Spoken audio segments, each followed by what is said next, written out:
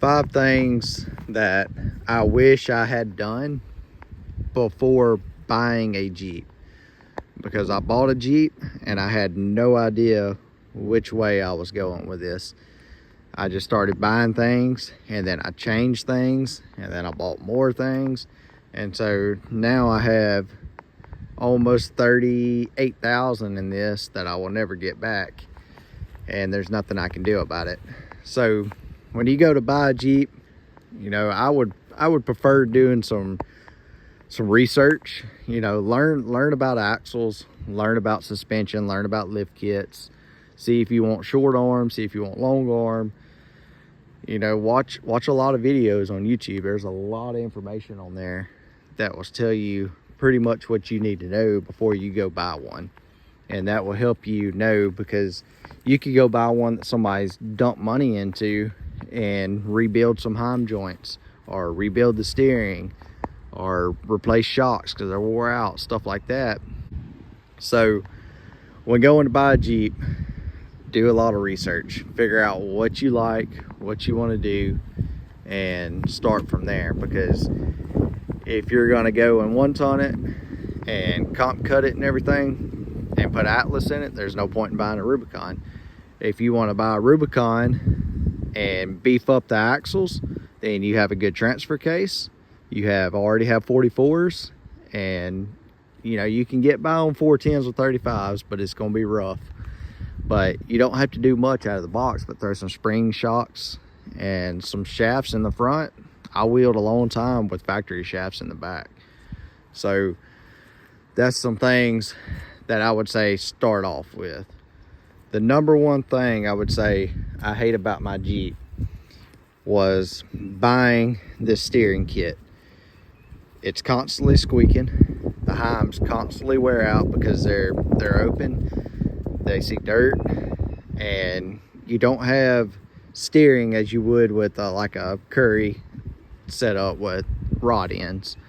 So I would stay away from that. I'd spend a little more money, get a name brand. Name brand's going to last a little longer, and it's going to be more accurate on the steering. The second thing that I don't like, that I wish I had went differently, was these fenders by Metal Cloak. They're very strong.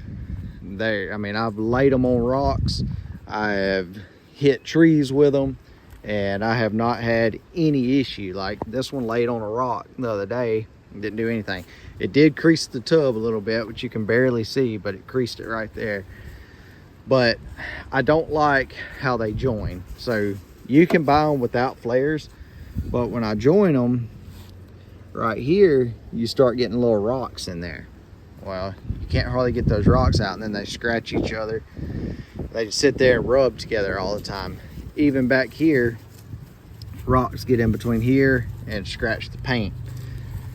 All that's just little rocks. That is one big thing that I do not like. Like, if you can afford Gen Right, they're just one fender. If you can afford moto built, then that was what I would go with, because it's all one fender. Even Poison Spider, there's no joining, none of this metal is connected right here, nothing like that. I like the way they look, they have worked great, but I think some of the cleaner one-piece fenders are way better than piecing that together. Second thing that KMC and Light Bright's coming out with a wheel that's got drain holes in it. The second thing is my Pro Comp bead locks. They work great. I put these 37s on here, no balancing beads, no weights on the back, nothing. I just mounted the tire, took off down the road. No shake, nothing, smooth as it can be. But I have no drain holes. So water puddles in here stains the wheel. You can't get it out, you have to wipe it out. Well, if you leave it there, then it stains the whole wheel as you're going down the road. Don't matter how fast you go, what you do, the water's gonna stay in those wheels. So if you're gonna spend 1,500 plus on wheels, or 2,000, then look at a wheel that has a hole in the bead lock. One, I think they look way cleaner, and having the design of the open holes and stuff just looks a lot better. And two, all your water's gonna come out and it's not gonna stain up and cause you headache, because it's awful trying to clean that. I'd say number 4 would definitely be my Barnes rear bumper. Serves its purpose.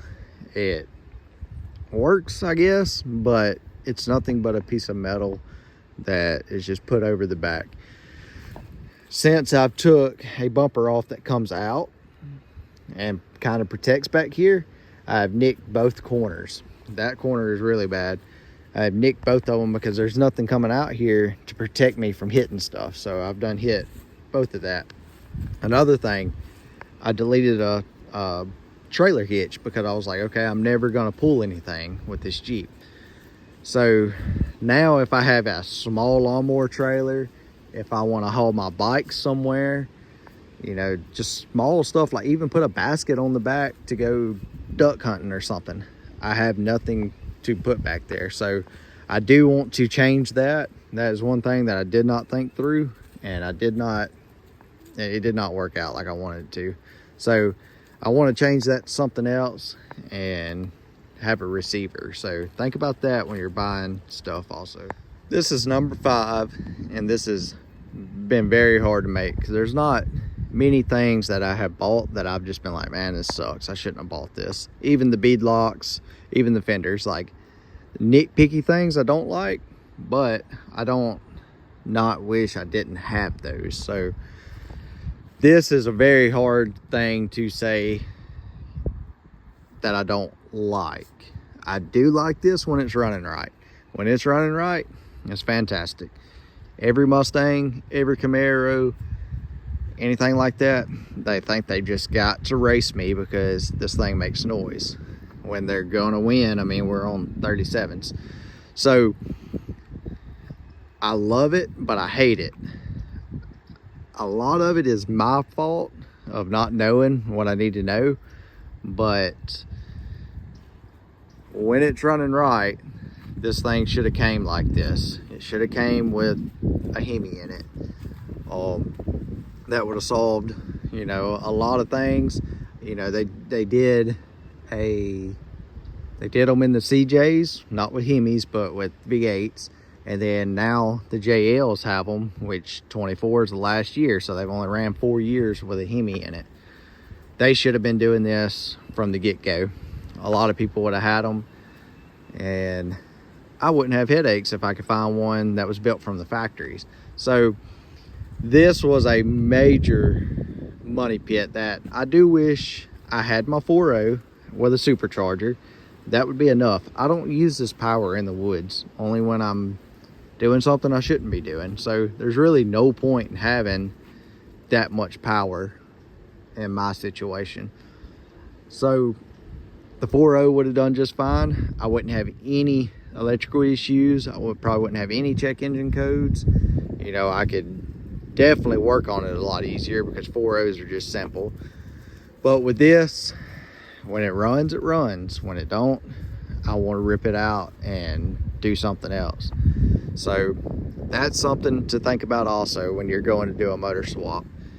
You know, really think about what you want to do with your vehicle, and maybe you just want to put some JK axles up under it, beef it up, keep the stock 4.0, and like put all coilovers on it, stretch it, put coilovers on it, have it where it handles the trail instead of dumping $10,000 into a motor that gives me headaches all the time. So think about those kind of things.